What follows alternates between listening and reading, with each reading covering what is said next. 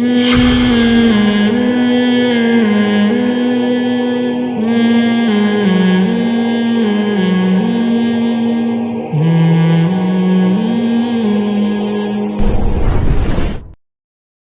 بعد میاں بیوی کہیں بھی تنہائی میں جمع ہو جائیں تو اٹ از کالڈ رخصتی. زبردست آتا تھا وہ, اس میں دکھایا کہ ماں بیٹی کو رخصت کر رہی ہے روتے ہوئے نا, اور سب بہنیں رو رہی ہیں, اور گاڑی میں بٹھایا تو کیمرے والے نے کہا وہ بٹن آن کرنا بھول گیا تھا میں. مفتی صاحب نکاح کے بعد رخصتی سے پہلے ہم بستری جائز ہے. رخصتی ہم بستری کا دوسرا نام ہے.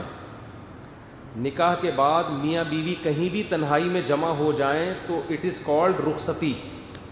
شریعت کی نظر میں یہ رخصتی بولو ہو گئی ہے. اب شریعت کے حکام سارے چینج ہو جاتے ہیں. رخصتی سے پہلے بیوی کو طلاق ایک دفعہ دے دی, نکاح ختم. رخصتی کے بعد ایک دفعہ طلاق دی ہے تو نکاح ختم نہیں ہوتا. تو رخصتی کسے کہتے ہیں؟ نکاح کے بعد کہیں بھی تنہائی میں مل گئے ہوں, جہاں وہ آپس میں ریلیشن قائم کرنا چاہتے تو کوئی رکاوٹ نہ ہوتی, تو شریعت میں اس کو کیا کہتے ہیں؟ رخصتی.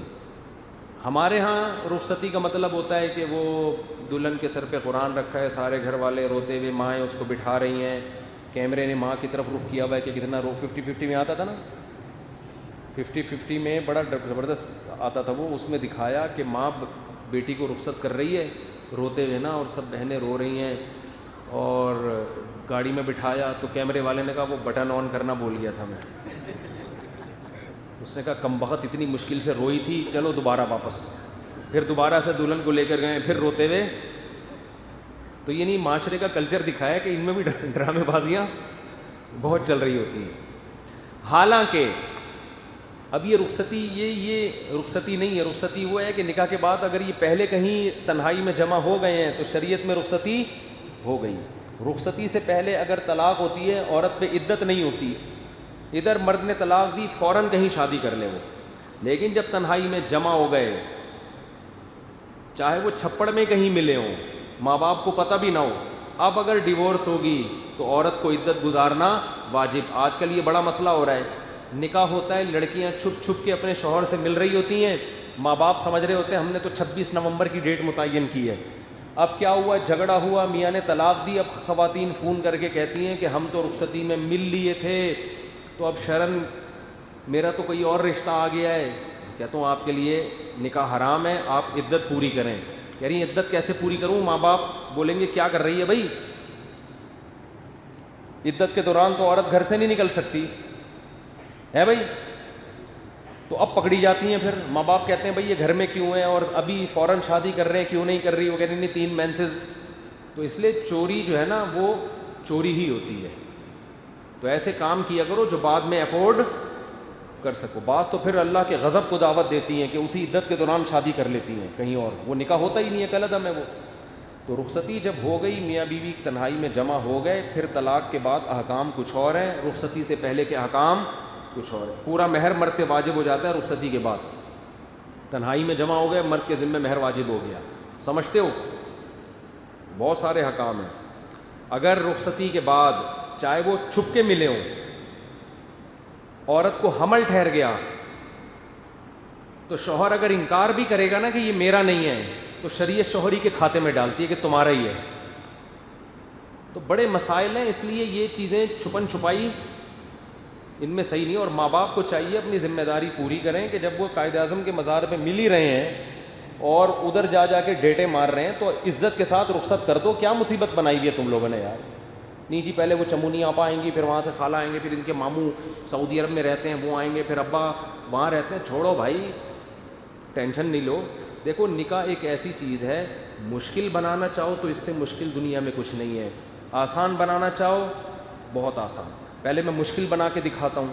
ہمارے معاشرے میں کیا ہوتا ہے, کہیں نکاح کا پیغام بھیجو, لڑکی والے بورے بھائی ایک دم باتیں, ارے بھائی نکاح کوئی بچوں کا کھیل نہیں, بہت مشکل. ایسی باتیں گھر کے خاندان کے بڑے کر رہے ہوتے ہیں.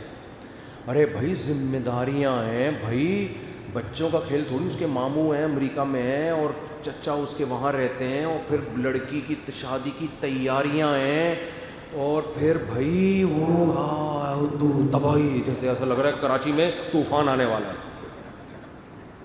لڑکا بھی یہی باتیں کر رہا تھا، بھائی ایکچولی ابھی نکاح ہے بھائی، 2 سال میں پہلے ایجوکیشن مکمل کر لوں، پھر اس کے بعد بھائی بچوں کا کھیل تھوڑی ہے، ایسے ہی بنا کے نا وہ بھائی کر کے آدمی لگے گا بھائی یہ پتہ نہیں کشمیر فتح کرنے جا رہا ہے، ہلکا لو، بہت ہلکا ہے۔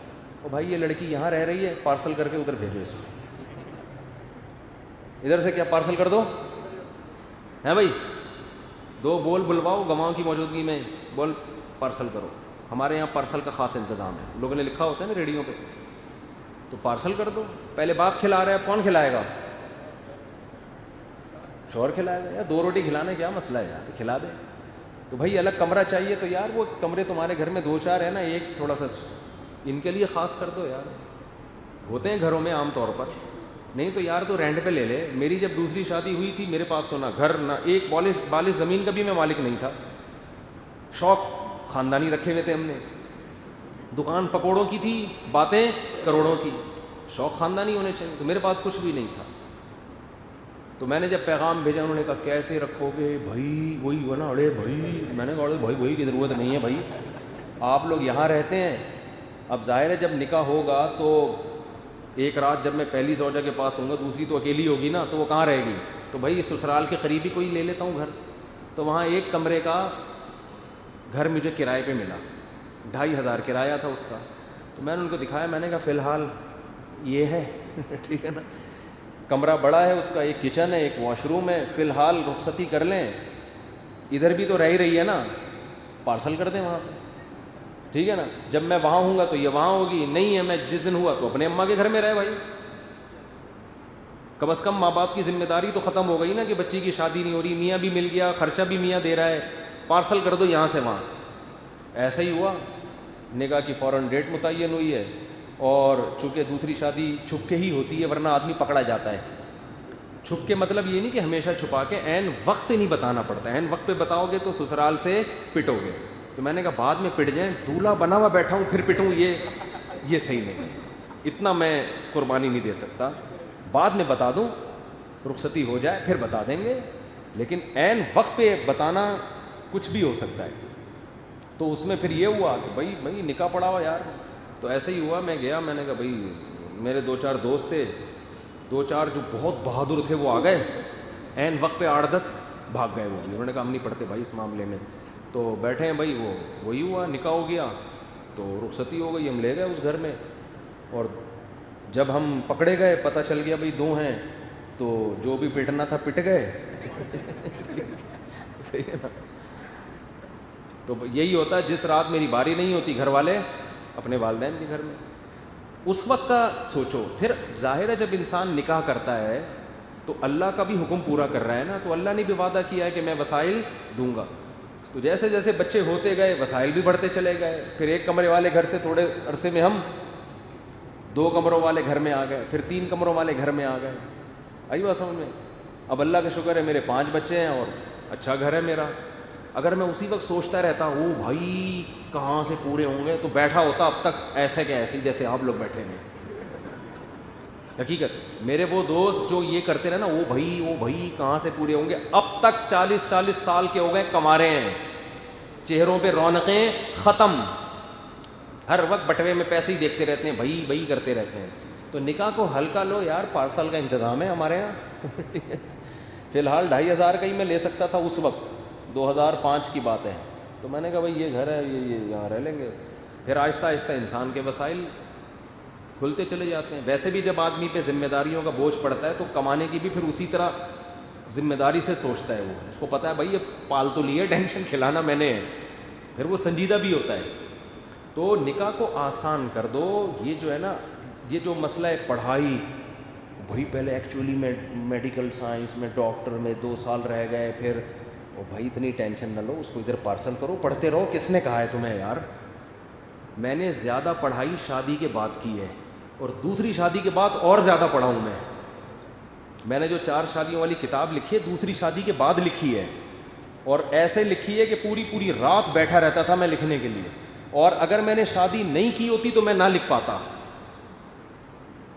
نکاح سے انسان کو سکون ملتا ہے، ذہنی بھی، دماغی بھی، صحت بھی اچھی ہوتی ہے اور زیادہ کام کرتا ہے وہ. آپ یہ دیکھ رہے ہوتے ہو نکاح کے بعد بیوی کو ٹائم دینا پڑتا ہے، وہ ٹائم آپ کو بہت سارے ٹینشنوں سے بچا لیتا ہے. اس کی مثال ایسے ہے، جب آپ کو بھوک لگتی ہے، آپ کھانا کھاتے ہو، ٹائم دیتے ہو نا روٹی کو، کیا خیال ہے؟ اب آپ کو یار میں کھانا کھانا چھوڑ دیتا ہوں، ایکچولی میرے آدھا ٹائم تو ناشتے میں اور کھانے میں اور ڈنر میں لگ جاتا ہے اور پھر چائے گٹکے میں لگ جاتا ہے، میں ٹائم بچاؤں گا، یہ ٹائم پڑھائی میں لگاؤں گا. ابے تو ٹائم بچا کے پڑھائی میں لگائے گا نا، وہ ٹائم تیرا پڑھائی میں صحیح طرح سے لگے گا نہیں. تو ہر وقت پیٹ کو پکڑ کے بار بار گٹکے کا، چائے کا اور کھانے کا دل کرے گا. اس کا حل یہ کہ یہ تھوڑا سا ٹائم کھانے پہ لگا دے، اس کے بعد تیرے دماغ کیا ہو جائے گا؟ فریش. پھر بیٹھنا کتاب لے کے پڑھتا رہے بیٹھ کے. تو جیسے کھانے کی مرد کو حاجت ہے، بالکل مرد اگر آدمی کا بچہ ہے، وہ مرد ہے، انسان ہے، تو اس کو عورت کی حاجت بھی اسی طرح ہوتی ہے. تو اگر وہ حاجت اس کی پوری ہو جائے گی، آنکھ مٹکے چھوڑ دے گا، انٹیوں کو دیکھنا چھوڑ دے گا، ادھر ادھر دماغ. گھر کا انسان کا بچہ دوستیاں بھی چھوڑ دے گا، جو ٹائم زیادہ ویسٹ کرتے ہیں دوست. گھر کا انسان کا بچہ بن کے شرافت سے گھر میں رہے گا. بیوی آپ کے ساتھ بہت سارے کاموں میں مدد کرے گی. مجھے یاد ہے میری عادت تھی شام کو چائے پینے کی، تو اب کیا ہوتا ہے کہ گھر سے تعاون ہوتا ہے نا انسان کو. بھائی آپ خرچ کر رہے ہیں لیکن وہاں سے بھی تو تعاون ملتا ہے آپ کو، بہت سارے کاموں میں مدد ملتی. اور اگر آپ کی بیوی ایجوکیٹڈ ہے تو آپ جس فیلڈ میں تعلیم حاصل کر رہے ہو اس میں وہ مدد کرے گی آپ کی. بہت سارے علماء ایسے گزرے ہیں جن کی بیویوں نے ان کے ساتھ اتنا تعاون کیا.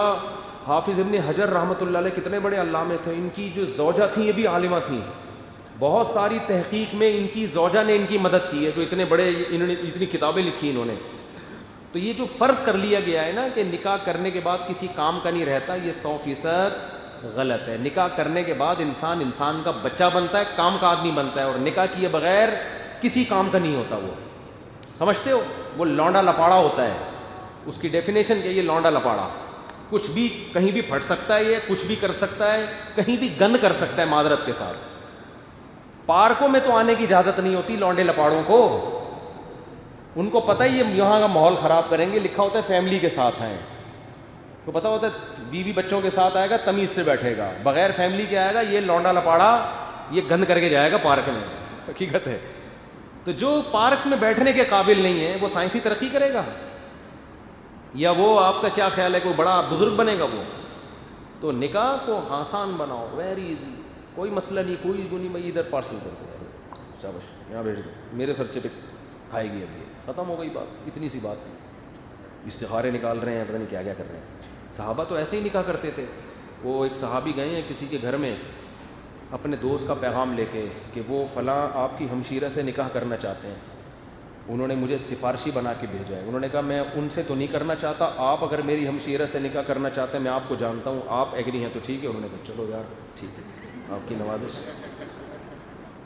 گواہ بلائے، ادھر ہی نکاح پڑھایا، چلو پارسل کا انتظام، لے گئے ان کو. میری بیوی ہے. کتنا آسان تھا یار. ہاں اعتماد ہو، ایسا نہیں کوئی بھی چرسی ہیروئن کی اٹھ کے آیا، آپ نے یہ حدیث سنی ہوئی تھی، آپ نے کہا پارسل کا خاص انتظام ہے. ایسا نہیں ہوگا. بندے پر پورا پہلے اعتماد ہو. اتنا ٹینشن نہ لو بھائی، کچھ اللہ پہ بھی توکل کرنا سیکھو. مفتی صاحب پھر وہی، کسی لڑکی کی شادی اس کی ماں کے ماموں کے ساتھ ہو سکتی ہے؟ جی ہو سکتی. ماں کے ماموں، سگے ماموں، ان کے ساتھ نہیں ہو سکتی. زندہ ہیں ماشاءاللہ ابھی تک. ماں کے سگے ماموں کے ساتھ نہیں ہو سکتی، وہ بھی آپ ہی کے ماموں ہیں. مفتی صاحب نکاح کے بعد رخصتی سے پہلے میاں بیوی کا تعلق جائز ہے لیکن اس میں جو مسائل ہیں، پیچیدگیاں، طلاق دے دی تو گھر والے تو یہ سمجھ رہے ہیں، بہت سے ایسا ہوا ہے چھپ کے رخصتی کر لی، بعد میں نہیں بنی، طلاق دی، اب لڑکی کنواری نہیں ہے، وہ کہیں اور نکاح کرتی ہے، نئے شوہر کو پھر وہ کنواری سمجھ کے نکاح کر رہا ہوتا ہے. تو بڑے پیچیدگیاں اس سے پیدا ہوتی ہیں. جی